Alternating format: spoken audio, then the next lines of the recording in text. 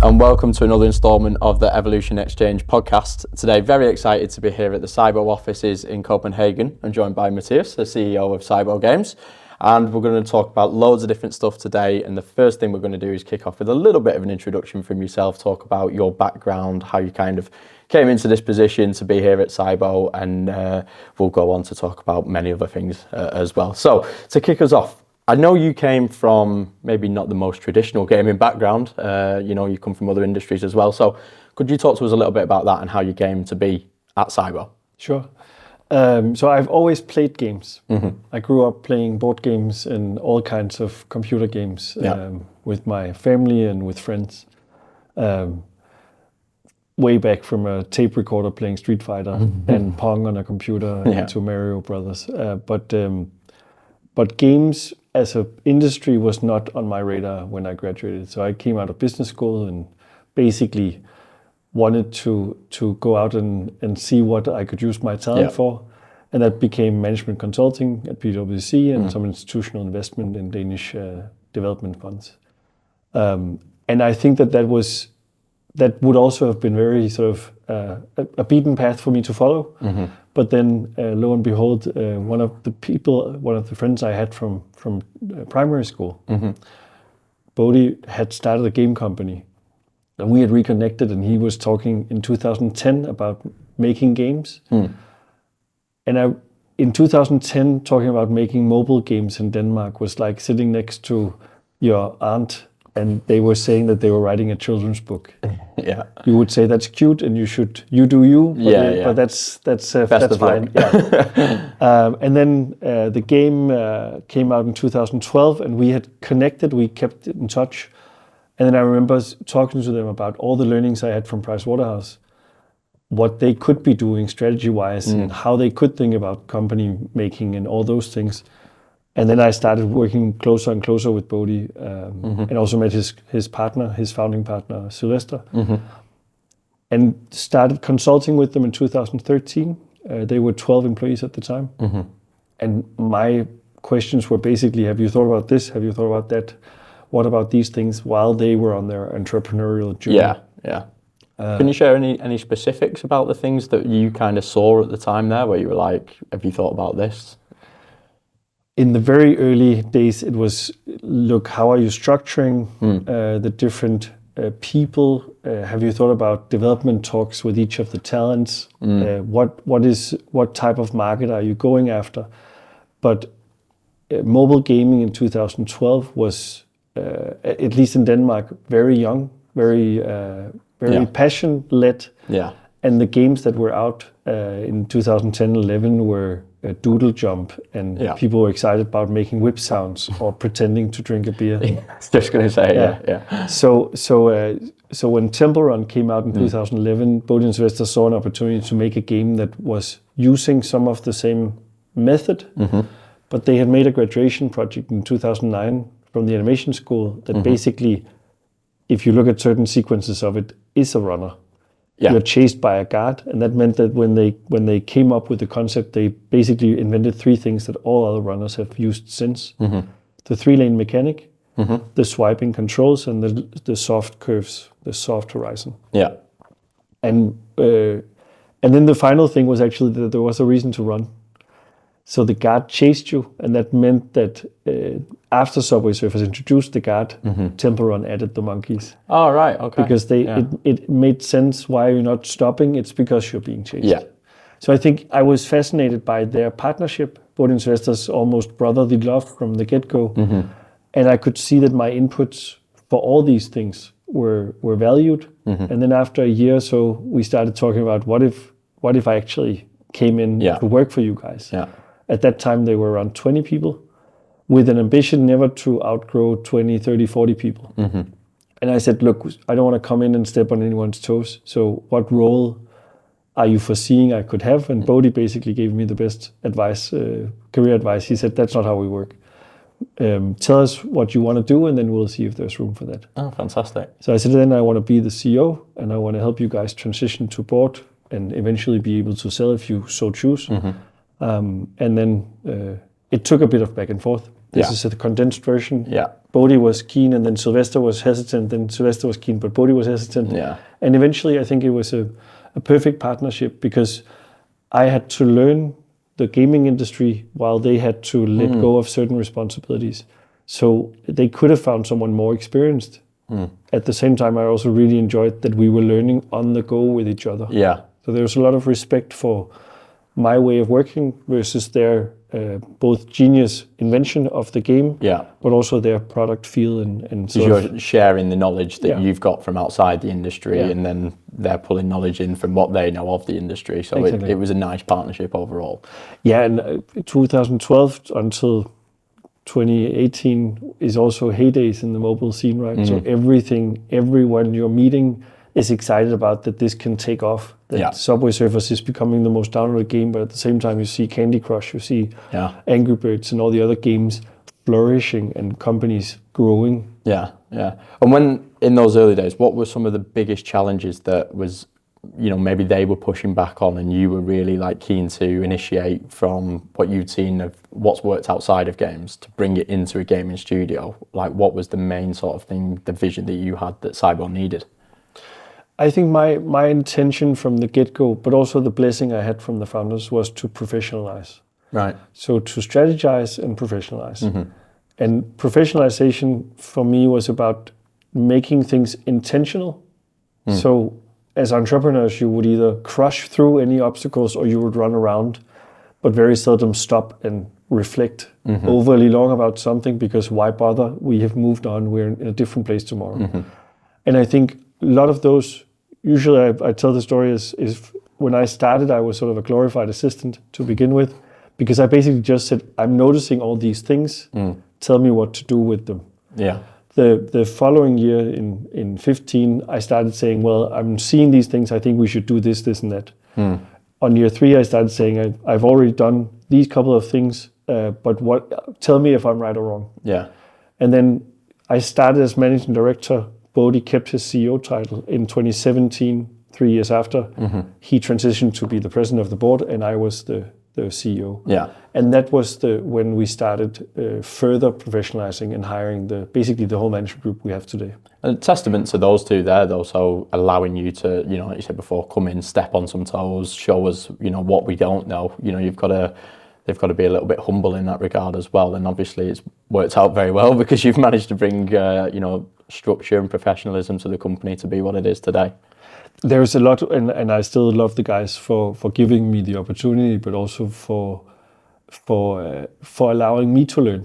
Yeah. Because there was a lot of things I didn't know when I joined the company about the industry, about the game, about people, and obviously we've progressed also with our staff and gotten better and better people in. But a lot of the original team, a lot of the original love also made the game exactly what it is. Yeah. So a lot of the things where professionals might have actually screwed it up was perfect because of the spaghetti code and the quick hacks and the love that came from people working quickly. Were there ever days where you just like, oh, what have I done here? This isn't going to work, or like the transition from what you were in, into gaming? It was just like, no, I'm putting a square peg in a round hole here. It's just not working. No, I think I've always had the feeling, as long as we're progressing, as long as we're moving forward, then I can see that the company benefits from my way of working. So there were definitely days where things were either overly passionate or super weird or very challenging or fun in ways hard to put into formal words. But there were always an understanding from Bodhi and Sylvester that we wanted to go this route. And then we learned. There were friends hired in the beginning, there were family members, there were a lot of things, but it all helped us, each of those people helped us get one step further. So on the overall journey, sure, there are fun anecdotes from each of the steps, but a lot of it was, again, coming from love and passion and brought the company to its next steps. Yeah. And you said you started off with a passion for games anyway, even though it wasn't the first industry that you went into. If you didn't know Bodhi and Sylvester, do you reckon you would have found your way into games eventually, or would it have been, is that too hard to say? When in my conversations with Bodhi, before I knew what SYBO was or could become, I think he opened my eyes to different things. I also remember one of the conversations with Sylvester early on where I said, how do you feel about the fact that you run from a guard? Yeah.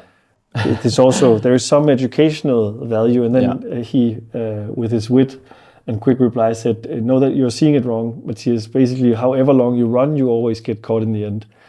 I said, you've sold it. So I accepted the position. Amazing. So to talk about where SYBO is today then, obviously after what you've come in and you've structured and you've done, I mean, it's incredible. Anybody looking at SYBO games is like the most downloaded game ever, billions of users daily and downloads daily. I mean, it's fantastic to see, where it is. How then does it happen like that over such a long period of time and you're still managing to keep people engaged in what the game is? I think it's a combination. There is definitely some secret sauce in what Bodhi, Sylvester, and the early team, Jonas, the art director, basically what Sylvester drew up as sketches, what you see in Subway Surfers, the art style is how Jonas makes 3D art quickly. Yeah. So that became the art style. So people joining later would say, where's the Bible describing how we do this? And they would just point to Jonas and say, that's how he makes quick 3D. So the early team, even Tim and Peter, who afterwards joined or created the Triband, What the Golf, What the Car, and those games, were part of the original team. And there's a lot of their ways of working that actually is very clear in the product. That you see it in the way that the tactility and the things that secret sauce of how you control how it's animated has been kept since inception. And then on top of that, you put the professionals that have then joined us since, the internationals and people that have worked on various big titles that have come in and have been empowered to tweak and keep it relevant. Yeah. So I think what we've managed also on our social media strategy is to keep staying at the top of the wave. So riding sort of all the trends and whatever happens virally, Subway Surfers is part of it. So we also did a honey cookie when the Squid Games came out, and we also did a reference to Among Us or The Last of Us or whatever happens when Duolingo kills their logo bird, then we have a reference on our social media because we want to be part of that. We also see different clubs actually reaching out, football clubs saying, hey, should we do something together? Because social media managers have a love for authenticity. They like each other if it's more free and more autonomous rather than corporified and sort of overly structured. So was that a strategy, in the earlier days of going, okay, we've made this, amazing product. How are we going to keep it for a long, long time? Was the strategy to go, okay, we'll jump on trends, we'll partner with other people to keep it, very relevant in that way? Or did that just naturally occur from different avenues? Again, a combination. I think before the game came out, in Bodhi and Sylvester's notepads, we could find we had some cases where people claimed that they had made parts of the game, where we had to prove that we did that. And we could see in Bodhi and Sylvester's notepads that already in 2011 they had made an idea for a world tour, because in their earlier games, which are not on the store anymore, Spray Can King and Graffiti Wars and a couple of other sort of territorial game making about graffiti. Yeah. They had an idea of why is this game not visiting different cities, and maybe actually that's the fifth invention, the guard being the fourth and the world tour being the fifth, because we could also see that all other games after Subway Surfers started having world tours. It's a nice way of keeping it fresh and alive, at the same time staying true to the roots. And now we've in May we're getting to our 200th destination. For our 13th birthday. Wow. And we've visited all of the world. We've shown folk costumes, but also hip representation of street culture in all of those destinations. It must be a very fine balance as well for yourself and the team to keep the game, you know, like these new initiatives, keep doing things and pushing maybe the boundaries of like the style or like technology and things, but also keeping it very core to, you know, why people love the game as well, and, you know, that what the art director, you know, originally established as the style. So that must be a very fine balance that sometimes, do you ever go too far and you realize that and you pull it back, or? Yeah, I think what we've seen is that that some fans really love the core of the IP, and some fans like to explore where an IP can go. So we did a fan-made character called Bob the Blob that looks amazing, but is quite far from a near-futuristic classic Subway Surfers. Yeah. But at the same time, we can see that he's a fan favorite because they like that it's different.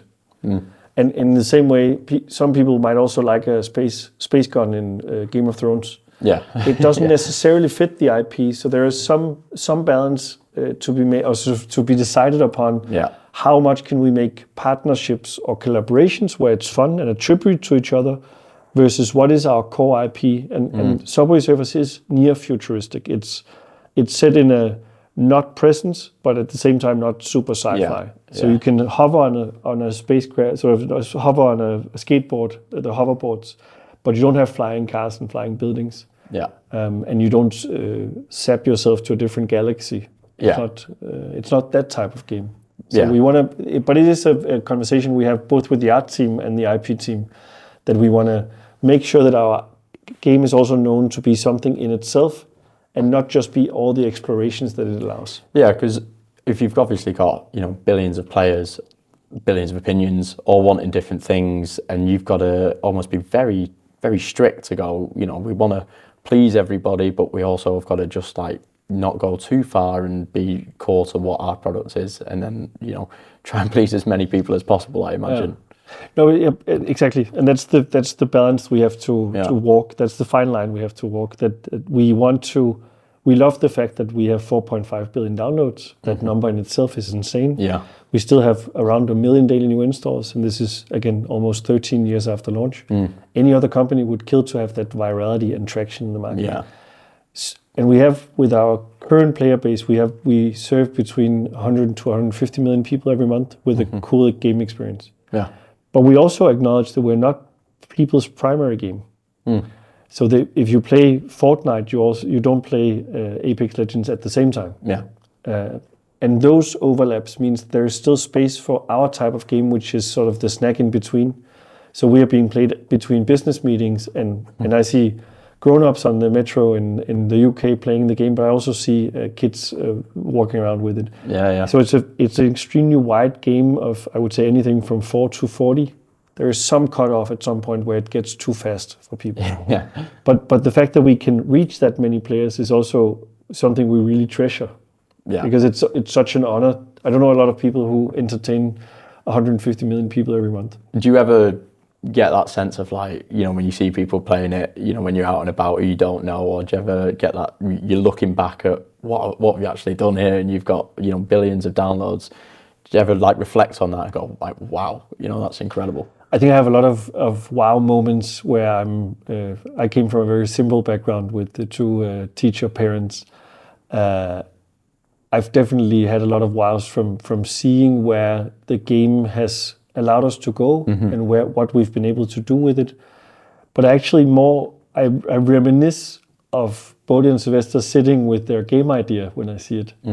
Because of course they had big ambitions, and I think if you ask them both, they would say we knew that we were onto something, this would be amazing. Yeah. But there's still quite a long way from thinking this is awesome to 4.5 billion downloads. Yeah. So I think that's the feeling I have, that I know that I didn't make the game.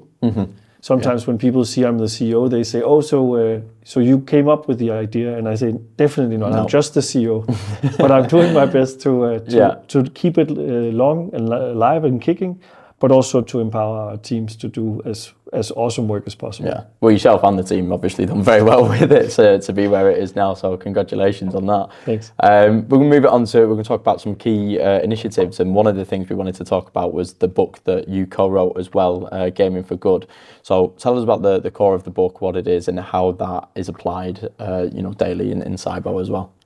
So Jude Ower, a fellow Brit of yours, has been doing through PlayMob and other initiatives a lot of work in this space, and she interviewed me for a book, and I kept yapping on about other good ideas and cases and examples and what we were doing. Yeah. And eventually she invited me to co-write it with her, which I really appreciate, both her offer but also the product that came out of it. In the book we interview a lot of other CEOs about what they've been doing and try to have a sort of a slice in time of what are games able to do now. You can say that there are two tracks that you can pursue. There's one that is awareness creation. So what can you tell a player that they should know in their daily lives? And the other one is policy making. Which information, if you survey people, what can you get out of them that you can inform politicians that they should change policy for? So there's an outbound information spreading. There's also, if I ask you which items are most important for you on the climate agenda, those answers can inform politicians. So we wanted to, in the book, cover both aspects and say examples of as many things as possible is a way of allowing other studios who wants to do something but might think it's too hard to do something to activate it. It's the same trail of thought that we had in Playing for the Planet that I will talk about later. Yeah. That basically the more we can gather all the good people and say, what have you done and how can you inspire me, how can I inspire you, the better. And I think some of the examples that we've done in the game is having a city where you saw windmills and solar panels and recycling triangles as a way of inspiring people, maybe to have conversations they wouldn't be having. Yeah. Why is there a solar panel or windmill in my game? And especially for families or regions in the world where that's normally not discussed, we could normalize it by having visual cues every 3 seconds of things that would be a better, cleaner planet. Do you feel like, when you've got such a large database of players like that, we're talking about the inbound and the outbound, do you feel like gaming companies have a responsibility to them to use that information? Yes. If they've got it, yeah. I think there's we are the one of the future we're one of the medias of the future. So there's definitely spent a lot of time, both by adults but also by upcoming sort of adults, kids and youngsters. Yeah. And therefore I think there's a huge responsibility in providing as much fun, because everyone needs a break, but also putting that fun in a context where you can also learn something from it. And there's a lot of learnings, a lot of things that games can do today that I don't think it necessarily gets enough credit for. So of course there's toxicity, and of course there are things that shouldn't be happening. And one of my pet peeves that people are playing games that they are too young for. So my son is 8, and we had a discussion in class around whether 8-year-olds should play Fortnite. I said, actually, I don't believe so, and the Peggy agrees with me. But at the same time, of course, each parent will make their decisions. Yeah. But if you play something that is suitable for your kid, I actually believe that there's a lot of takeaways that your kid can have, both in terms of saving up and understanding basic economics, but also you can be brave in a game even though you're shy. You can be the hero even though you're bullied. You can be fluent even if you're stuttering. You can be running even if you're missing a limb. So there's a lot of things where games allow a healthy sort of escapism and networking where games can be. And that's the concept with Jude, is that gaming for good is wider than just good for the planet. There's also a goodness in that you can find yourself in the game, or even if you're born in a different body than what you wanted to, you can also you can try to be the brave knight or princess or whatever, regardless of how you were born. Yeah. Do you ever get any pushback from people saying that games shouldn't be, that type of tool, that like you said, games are an escape for people just to have fun and they don't necessarily want to be influenced, whether it be political or anything else like that. Is there a balance there as well to not go too far in the opposite direction? Yes. I think I don't believe that we say anything progressive. Yeah. I think it's quite humanistic that we want people to be who they are, love who they do, and do what they want to do. And we don't want to be political in the sense that we don't have political affiliations or opinions on things. But I think there is also a natural balance where we can present that the world could and should be a greener place, and that we should be embracing differences. And if the diversity agenda or inclusivity agenda and the green agenda is part of our game, then you can opt in and out as you want. So there's a reason why Greenpeace doesn't have a top $10 game. Yeah. If you had a super hardcore message that is all about turning off the lights when you leave a room and turning off the water when you leave the shower, then people will not have the escapism. So the fun has to come first, but then I still think that it's possible to wrap it. A good example is Civilization 6. That was the first game that put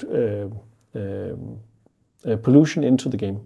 So if you built faster in Civilization 6, you would have worse air in your city. Nice. And that's a mechanic that you can put into a game that allows the players to realize the consequences. Yeah. So if you build safer and slower, people also live longer and are happier. And I think those, and also putting electric cars into some racing games, or in some of the hunting games, they would start picking up pellets, because hunters do that. But in the games, it was just, it's only fake plastic, it's only digital plastic that is being repelled out from your gun. And those things I think is interesting. As many examples as we could gather of companies that wants to activate that. Basically, when given a choice, choose right. So if you have an option to say, is it good or bad in your game to burn down a forest? My inclination would be, make it not something you win the mission on. But again, there's also players that wants to explore what the game can do against the narrative. So you should also allow people to destroy.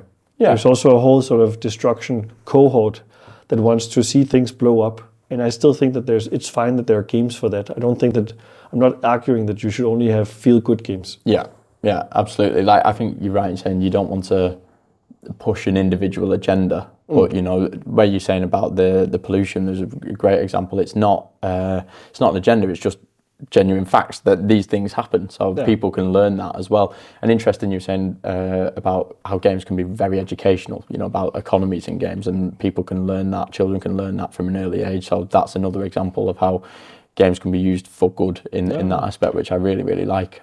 I usually ask my son, so he's 8 and he plays Brawl Stars, and then he asks for the pass, and then I ask him, is it worth your own money?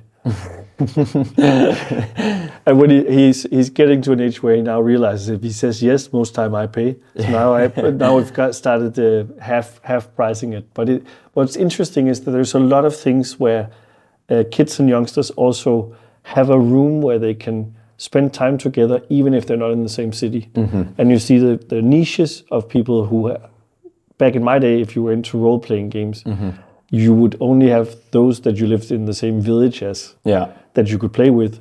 And I was super nerdy, and I would find the other nerds. But then if we didn't like the same niche of role-playing, then that was a mismatch. Where now, globally, you can find those that likes your type of game, which I really loved. Would you like the gaming industry as a whole to do more in this area, like gaming for good? Do you think that the industry's got further to go in terms of initiatives? I think, definitely. I think everyone should do what they can. So if you do nothing, do a little. If you do a little, do a little bit more. If you do a lot, do more. Because I think we know that the world is not in a great place, and we know that we have to do something for our kids' sake to leave them a better planet than we received. And therefore, I think if bigger companies can make research projects, and I know that Sony and Microsoft are doing tremendous research in this area, and the medium companies can do some features in the game, and some smaller companies can try to do good games.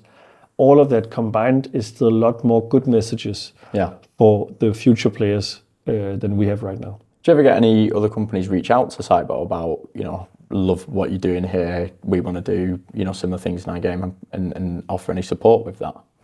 We definitely have a lot of people who either want to come see the office and see what we've done, because we've also made a very green and lush which is office. amazing. Yeah, we have. I brag that we have 6 plants per person, so we have 1,200 plants for the 200 people we have, and that means that we also want to inspire others to do more. Companies reaching out. Jude and I have been doing studio tours as well for Niantic and for Take-Two and some other companies to basically inspire them with, look, this is what you could be considering. And in Playing for the Planet, the UN organization we founded in 2019, also with basically the biggest 25 game companies in the world. What we could see is by doing certain initiatives, we spark a lot of employees' excitement as well. So green game jams every year. Last year we did a what's your favorite veggie sandwich? Just to give people an idea that you can have a sandwich without meat. And we're not saying you should only eat that or you could never have meat again. We're just saying, hey, try it out. Because plant-based could be part of the solution.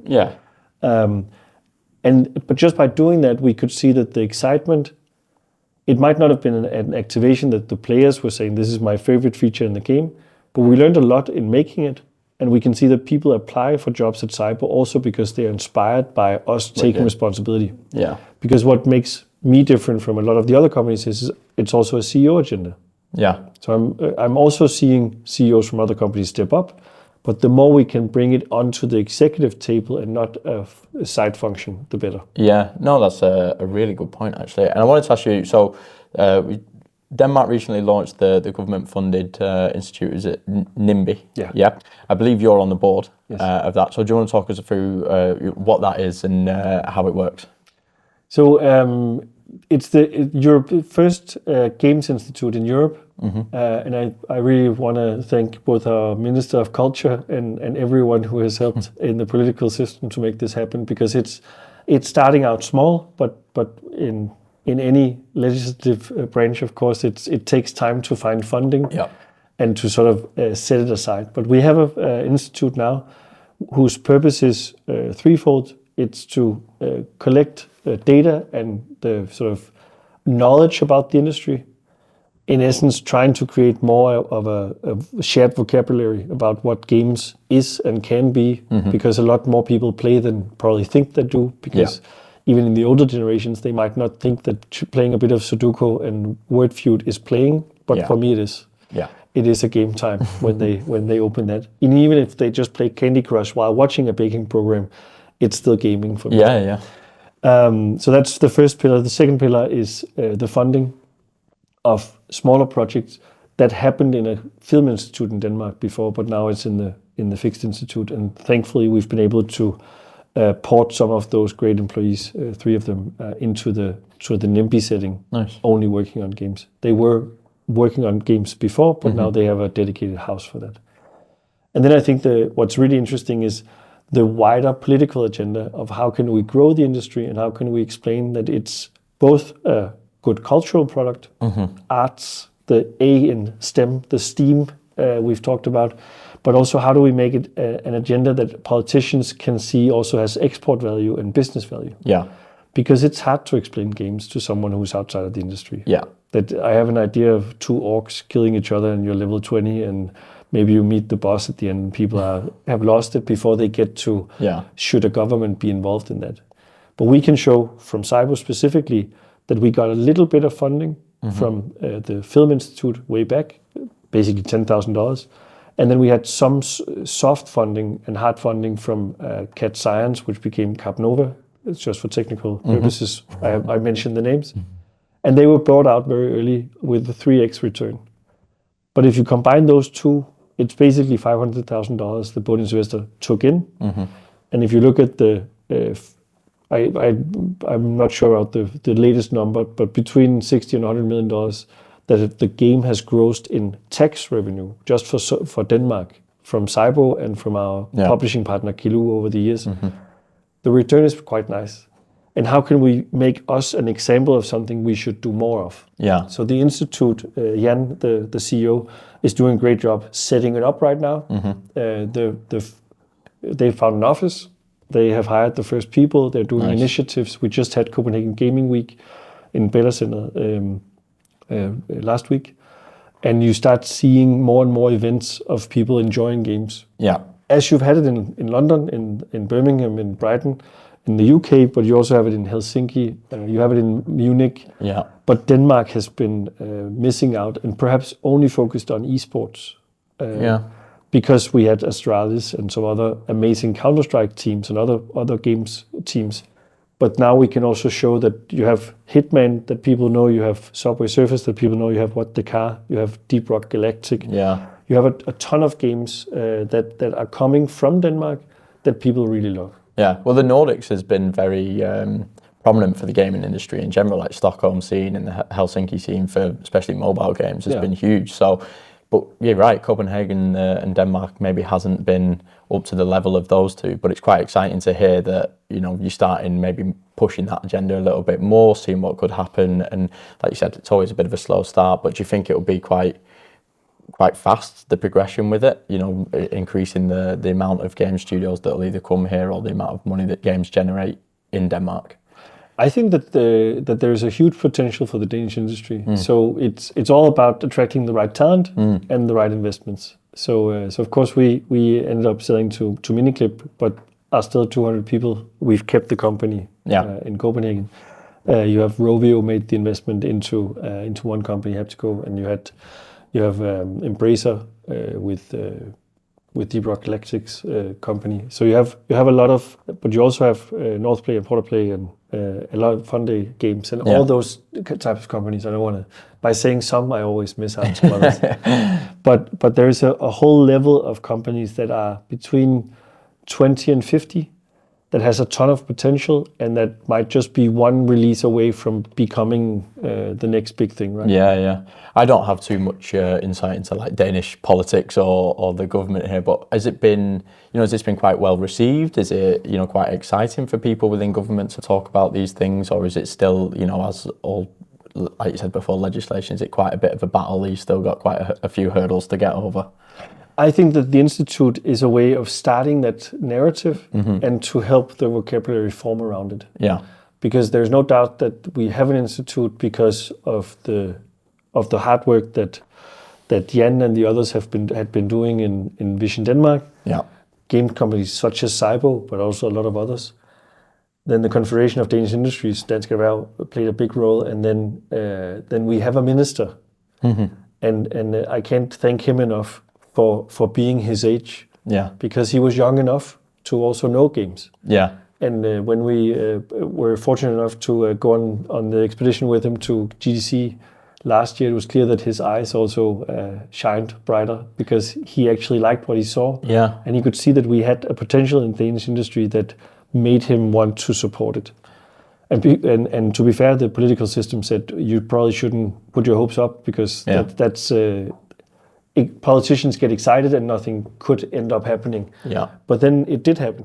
And again, for those who say, well, the amount could be bigger, I want to say that let's get to that problem in time. Right now, I'm just super excited that we have a start, and that the companies that apply for these things will see that the system wants to do more.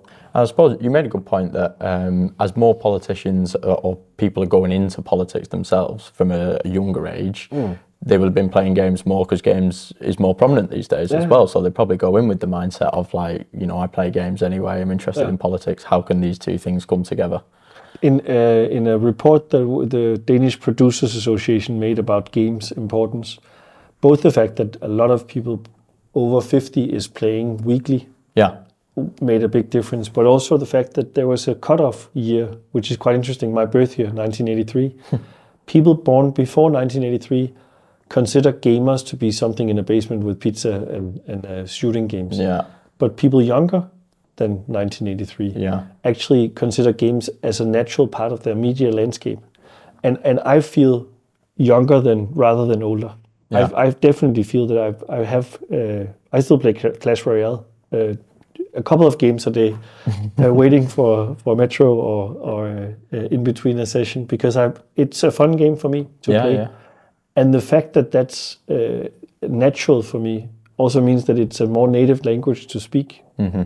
And I think the parents that are now having kids hopefully also have a better toolbox to ask their kids, what are they playing and how are they playing, and also not just to hand them a device and say go find games, but actually install it completely so they can say, I know what you're playing and I've seen the tutorial with you. Yeah, and they probably have a greater understanding of games themselves, being, like you say, younger and playing games more or less. Okay, and you mentioned the Miniclip acquisition there, so I want to move on and talk a little bit about that. What made Miniclip the right partner, and how did that all come about? Many things made them the right partner. Basically, in the fall of 21, I had a heart-to-heart with the founders, and I said, look, the market, as we heard from Afan at Areem, we were talking to Shoma at Agnicio, we were talking to John Salter from Rain, and I said, look, it seems like there's very few assets, investment-wise, in the market that is similar to us. So every time we were joking 5-10 years ago that we were saying no to an offer every week, because people would say, you have such a viral game, can we buy the studio? Can we buy the game? And then I said to the founders, look, now is a time at least to consider, and you don't have to decide. We can dip our toes and we can see what's out there, and then if you have a number in mind, then if we can get to that number, then you have a decision point. And of course you can say no at any given point in time. You own the majority of the company. They allowed me to be a minority holder, and we also had warrants for most of our staff, or for all staff, to get something if we sold. But of course it's your decision, guys. And they said, sure, let's dip our toes. And then we started working on slides, end of 21, brought on Rain as the sales side advisors. John Salter and Todd Rosoff did an amazing job of structuring and saying, this is what you should present. And we said, we think we're good in this. I think we have an awesome ability to come up with things that others are inspired by. We think we're great with IP and art development. We know we're young as publishers, so we know we have these things that we would love to see in a partner if we end up going that route. And then we presented to a long list of companies, 23 presentations. And at this point in time, this is January of 22, the market is actually closing. So Rain was pushing and saying you should have these calls now, because you risk not being in a market that buys anymore. And we said, no, we need to do it right. So we actually wanted to be slow enough to give the answers we needed to bring up the price. We ended up getting 10 bids, which was insane, because that meant that there was a lot of interest for us in the market. We narrowed it down to 4 that were the ones where we saw both synergies but also a price range that was acceptable. And then quite early on, we actually, out of the 4, said Miniclip is by far the partner where we can see greatest autonomy, but also greatest product fit in terms of what we are doing. Their main product at the time, and also still, is 8-Ball Pool, which coincidingly is actually also developed by 2 Danish guys. Not a lot of people know that. But of course has developed significantly since that with the Portuguese team and everything. And hats off to them for building on that. But we saw a lot of similarities in the way that SART is running their company, a lot of similarities in how Rob founded it with Sergio, and how the companies overlapped. So we're strong on legal compliance and art and on HR and people culture, but they had a lot more strength within publishing, ads, operations, and a lot of things where we could actually see that there's also, of course, they're our owner and therefore mother company, but it also feels that we can contribute a lot to the group by how we're doing things and what we're bringing to the table. So we went into a lengthier exclusivity period and ended up signing mid-June, closing July 7th. And then we could basically tell the entire staff that, look, the founders had chosen to sell off the company, but we're in safe hands, and tomorrow or next week you'll meet Sart. He came in and blew them away, and we've been able to attract or retain and attract talent within that, because it felt like the right home. Yeah. When you were discussing the initial areas of what like an acquisition would look like, what was the main? Was it autonomy? I think you mentioned there was the main sort of focus as if we're going to do an acquisition, this is like our non-negotiable, that we stay true to our values and here's what we want to do. I remember speaking with Rovio's CEO last year about when they were acquired by Sega. He said to me that one of the things that we couldn't negotiate on was that the team were able to still produce what they were producing before, and that's I think one of the reasons why the acquisition's been so well received. It's done brilliant for them, and they're all very happy with it. So it sounded like you were going along the same lines there. Definitely, we are very close with Supercell. Some of their founders and the team members, and therefore it was interesting for us to hear what they had put. We also knew seriously that were acquired by Playtika, and they were not having the best of experiences because obviously their studio was closed down and their product was dismantled. Yeah. So we were having those talks, and I think it was a combination of we wanted to stay in Denmark, to pay our taxes and to be a good corporate citizen. Yeah. We wanted to keep our culture, and we wanted to retain as much staff as possible, because we knew that a couple of the other bidders might also have been interesting to work with, but we would have had people leaving because they came from those companies and wanted our way of working. Yeah. And therefore, if we had then sold afterwards, then they would have said, that's exactly what I wanted to avoid. So there was definitely those conversations. And of course, the price also matters. Capital is global. So whether you end up with an American, an Israeli, or a Chinese ultimate owner might not be the biggest difference. But we liked the fact that Miniclip is British, and that Rob was a very knowledgeable guy and knew what he was doing. Saad I had known for 8 years before that. So I knew Saad as the highest non-founder in Miniclip, as well as I knew Janne from Supercell and Sean Lee from Wargaming. Though we were sort of a small group of people that were not founders, but have helped professionalize each of our organizations. Yeah. And Saad became the CEO, and part of the whole transaction they had with Tencent back then, I also was able to, in a friendly manner, to learn that they actually enjoyed it and that it worked out for them. So it also felt less foreign for us that, look, we know that Supercell is happy with the ownership. We know that Miniclip is happy with the ownership. Yeah. And I know Saad to be a good guy. Yeah. And now we're 2.5 years in, and I think what we're seeing is that there is a lot of learnings we've given each other. It's also a market that right now is hurting, of course, with these CPMs being down and downloads being depressed. But we can see that we're still on top of the download charts in top 5. I think last year we were the 4th most downloaded game. And again, 13 years in, that's a pretty good achievement. Yeah, it's not bad, is it? So it feels like the right home for us. And I haven't regretted that we went with the Miniclip offer in the end. Was there any moments during the period of who you're choosing, or when it was looking likely Miniclip's the front runner, that's who we're going with? Were there any moments that were particularly challenging that you could talk about, or say like, we're ever going to go, no, this isn't going to work? The main challenge was actually that we had our best year in 22. So when I write the book about the SYBO story, that it looks too good to be true. That going into exclusivity with Miniclip, we're seeing our numbers go up, and we had a 10th birthday, which was a combination of great work by the marketing team, great work by the product team, and also a great degree of luck. That we just had tons of players, especially in the US, but worldwide, and the US players are worth a lot to us. And that meant that we had the best month during May of 22. And this is 1 month before we signed the deal.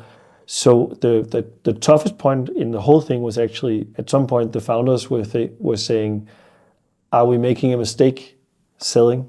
Yeah. Because of course you get years of potential revenue out by selling. At the same time, if this was our new level, should we raise the price? Should we go back?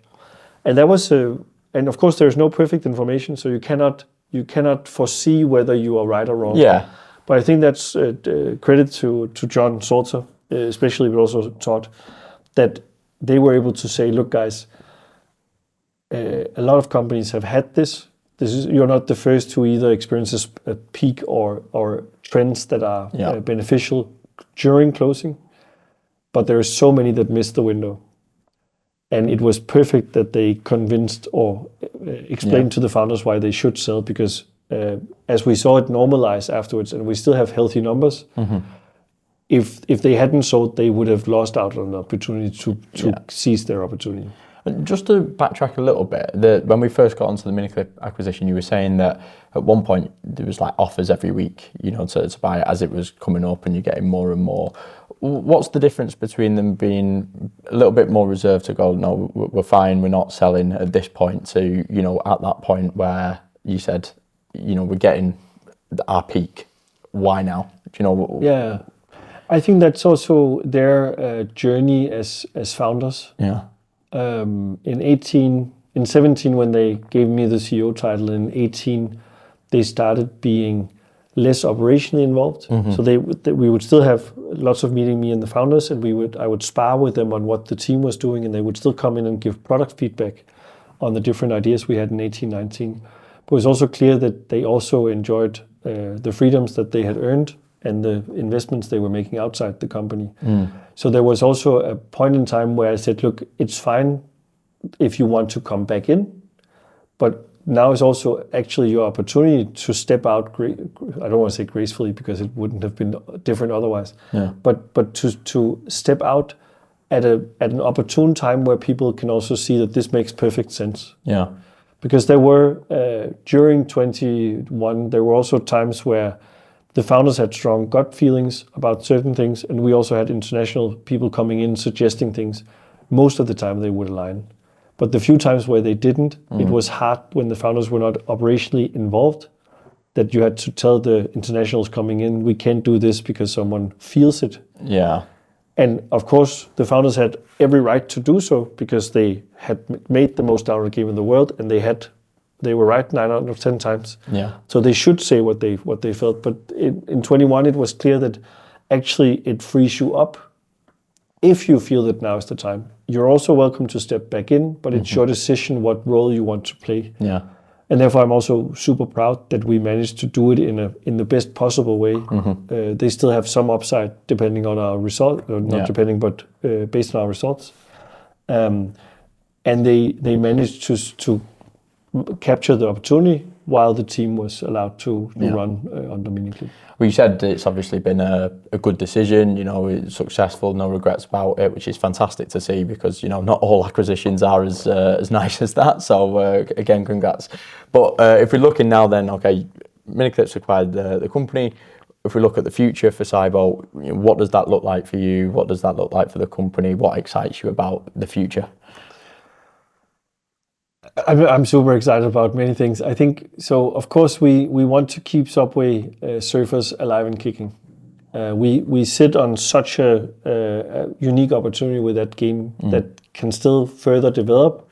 It's still relatively low monetized because that's part of the charm of the game. But at the same time, if the better we can segment players, the better we can also offer those who wants to spend more time or spend more money to do so without cannibalizing the rest. Yeah.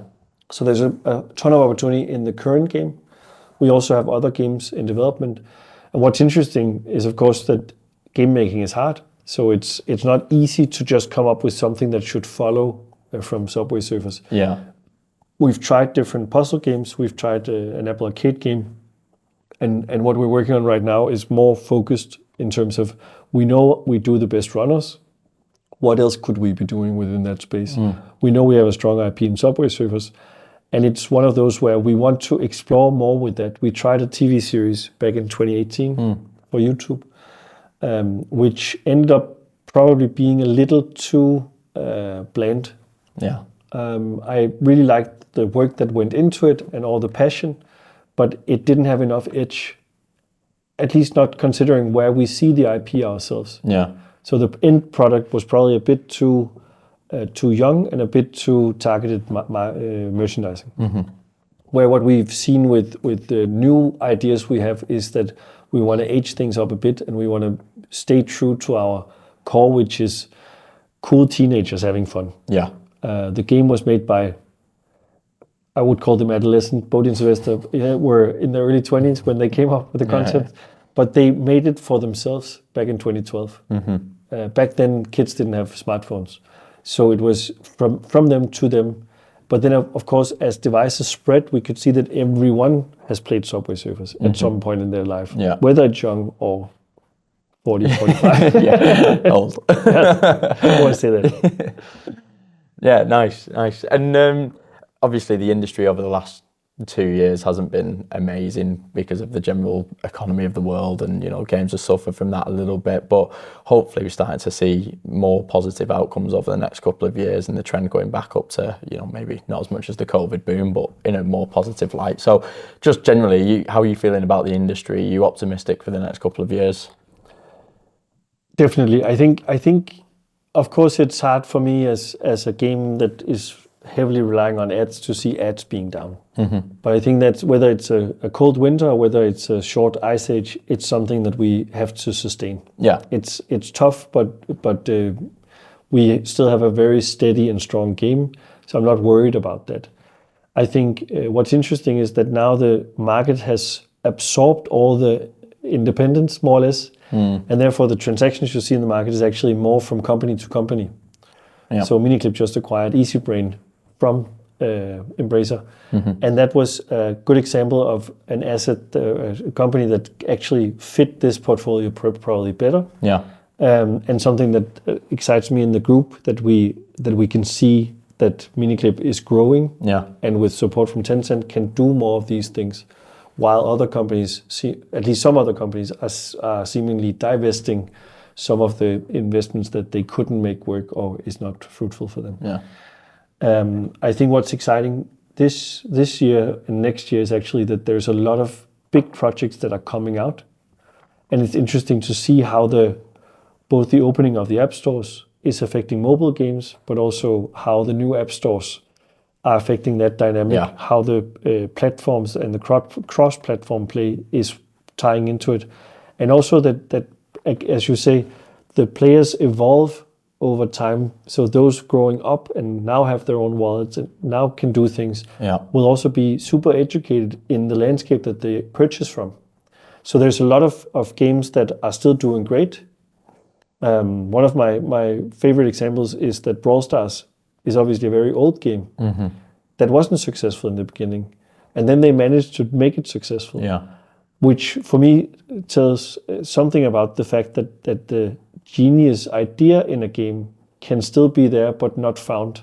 Yeah. So someone believed in it enough for Frank now to run that game successfully and say, this is now super popular. Yeah. Because we made these changes. Yeah. And I think that's what excites me about both the game making we have going, but also from the companies I know what they're making. There's a lot of good games coming, and a lot of companies have perhaps had to let go of people to right-size their organization, but there's the same amount of games coming. Yeah. It's tougher if you're a young startup to get funding right now. Yeah. And that's why we need someone like NIMBY and other countries' governments to soft fund, and for the investors to keep putting livelihood into. Yeah, because you never know what that next idea is going to be that creates, the next SYBO or the next, big company to put that money back into the places as well. Exactly. So, no, well, it's a really positive note to end it on. So, Mathias, thank you very much. Absolute pleasure to speak to you. A pleasure. Thank you so much for inviting me. No problem.